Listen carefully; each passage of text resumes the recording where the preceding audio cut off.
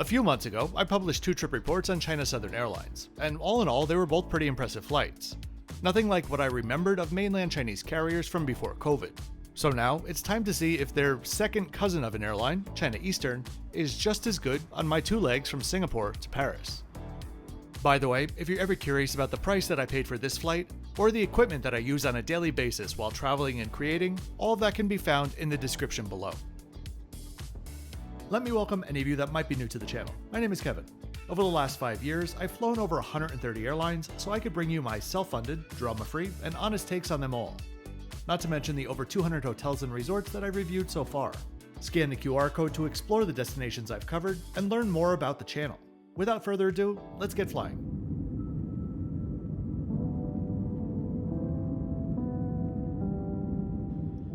I needed to get from Saigon to New York fairly quickly, and so what better way to do that than to take 5 flights to get there, right? After a beautiful departure from Saigon on Vietnam Airlines, I found myself at Singapore's Changi Airport with quite a few hours to kill. Not typical for me, but I did have checked baggage on this trip, so I needed to enter Singapore, get those bags, and then, I thought, find a place to sit for a few hours landside, perhaps in the Jewel.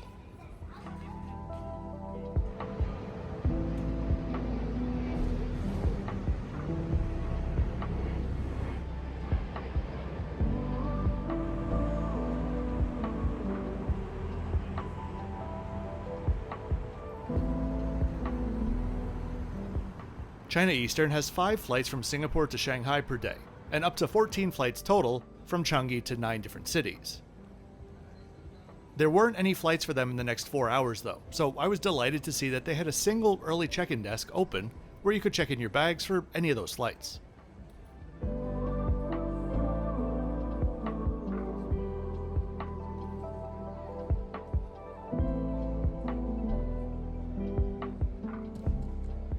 Bags were tagged through to Paris, and I made my way to airside.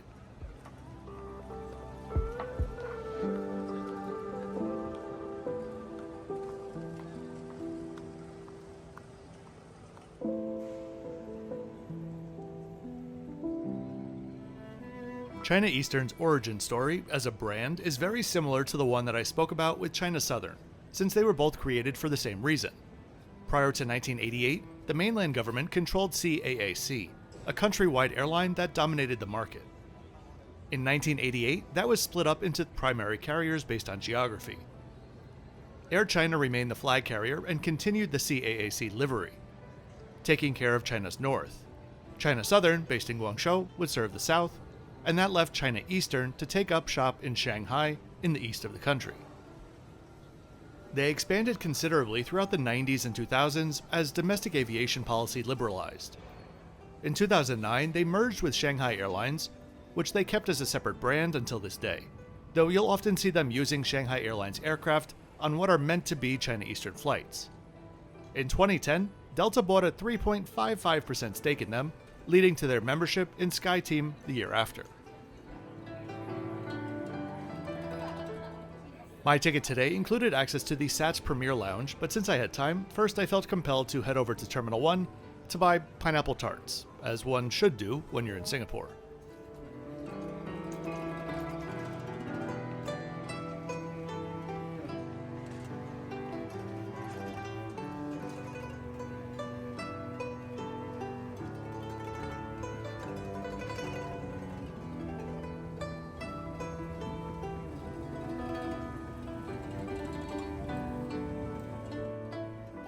SATS Premier Lounges are known to be generally pretty good, but I don't think this newer one in Terminal 3 is their best. It was awfully warm in there, and everything just felt a bit squished together. The food on offer was pretty good though, as was the service. There was a nice enclosed and fully cool air-conditioned room attached as well, which I entered and was chased out of since China Eastern passengers aren't entitled to that space.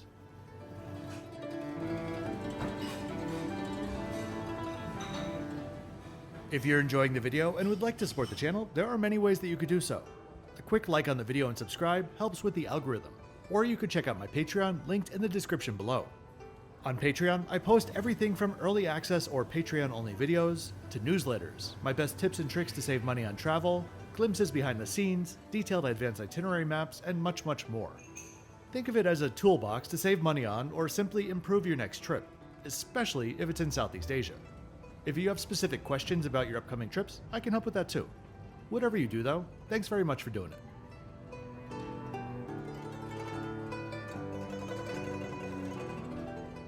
My gate tonight was A19, which to my surprise brought back some serious, oh, the last time I was at this gate was during COVID and I wasn't allowed to leave because I had a green bracelet on. PTSD. In fact, that was the first ever trip report on the channel. Fun times? Boarding was delayed by just a few minutes before we headed onto our 10-year-old A330-200.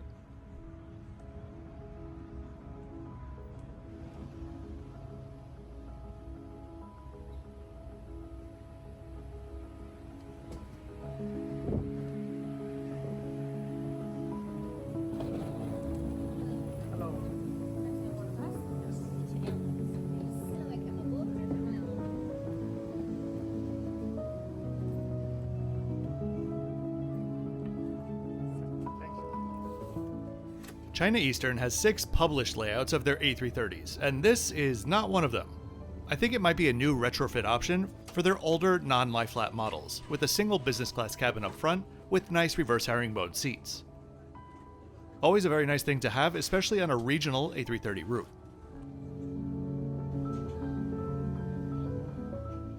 The crew on this flight were not quite as attentive as on China Southern, but compared to most airlines, they are still very good, guiding each passenger to their seat and helping out to put away luggage.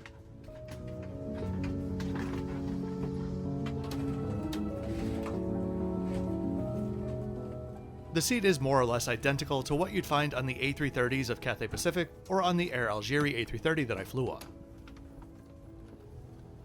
They're a bit narrower than reverse herringbones on the wider wide bodies, but they're still a very comfortable option.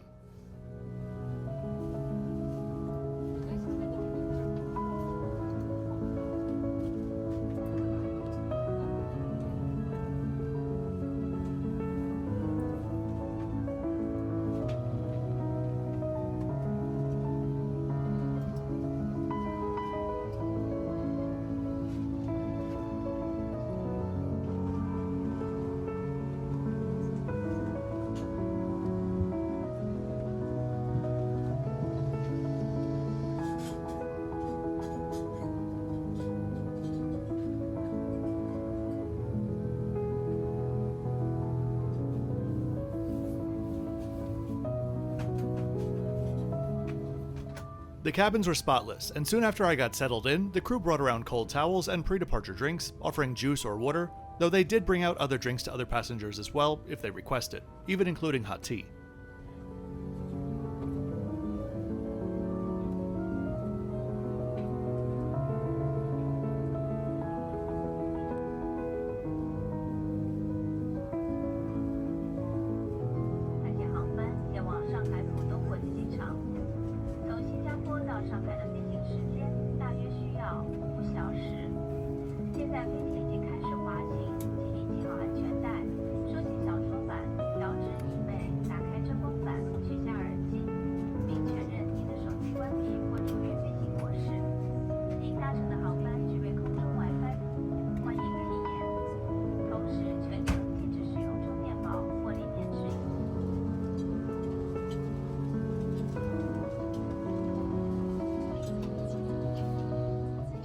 After the safety video began, we had a short taxi to the runway and then we were on our way.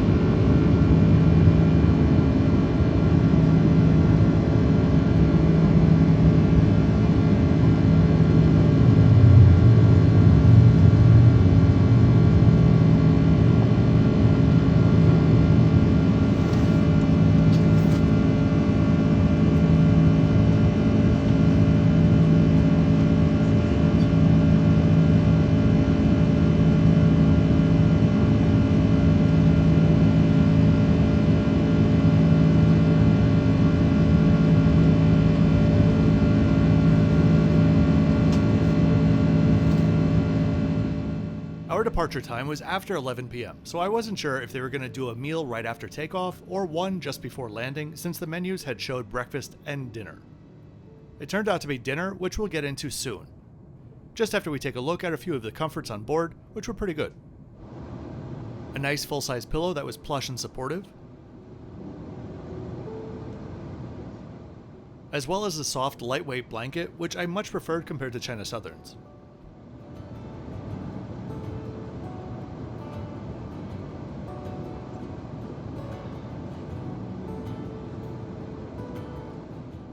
And of course, a pair of decent slippers to round things out.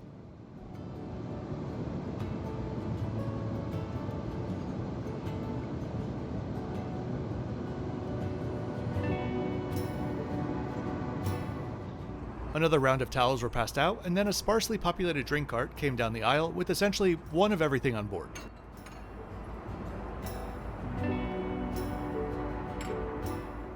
I ordered a beer, which I was pleasantly surprised was ice cold, and was given a pack of fruit and nut mix. Here's the full food and drink menu for the flight.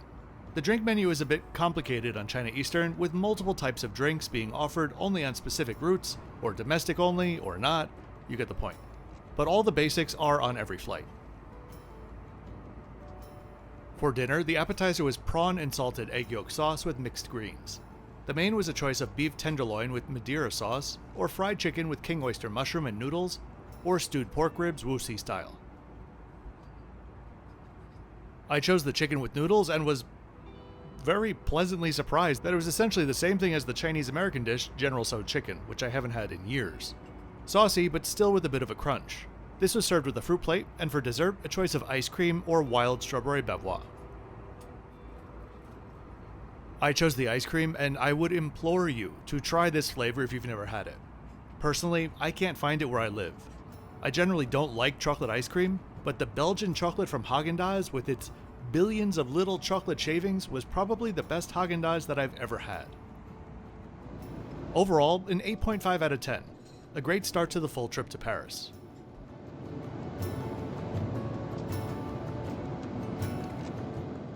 Entertainment on board is an easy-to-use modern system with plenty of options, especially for short flights like this one.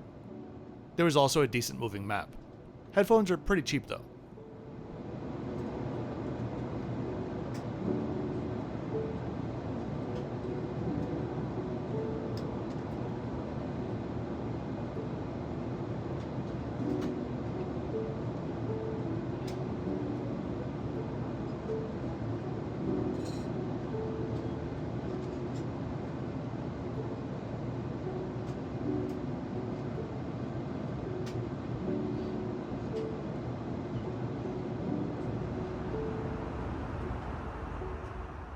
Here's a look at this seat in full flat mode. You'll rarely see these aircraft used on flights over 9 or so hours, so this is a great place to be for that amount of time, a comfortable flat surface.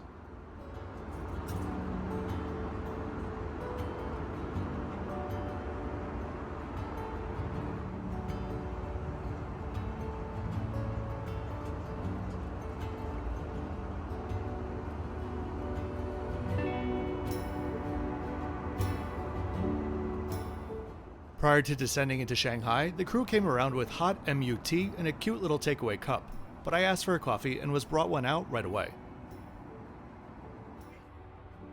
Last up, bathrooms on board were shiny and spotless, in great condition for a 10-year-old nearly white counter and sink basin.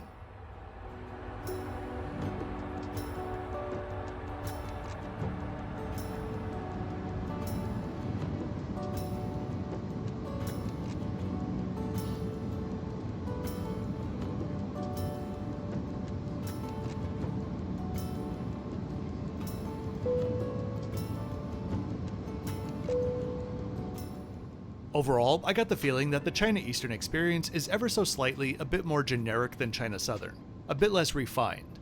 That said, they're still both really impressive, especially when you consider their prices are generally some of the best out there between Southeast Asia and Europe. So I'm going to put China Eastern in the 7 spot for now.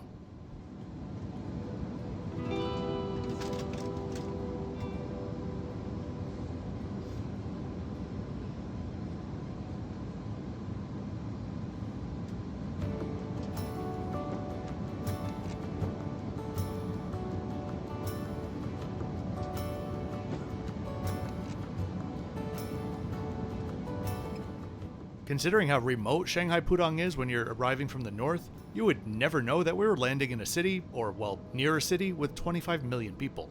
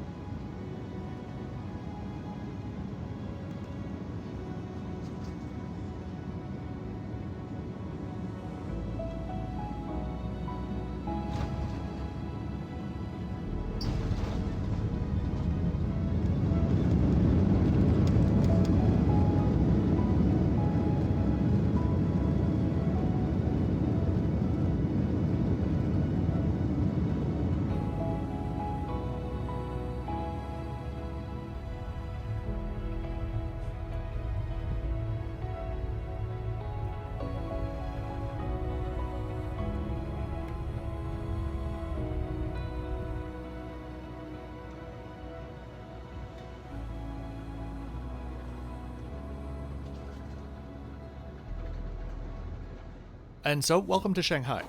I have a quick transit procedure, and then we'll pick up the rest next time.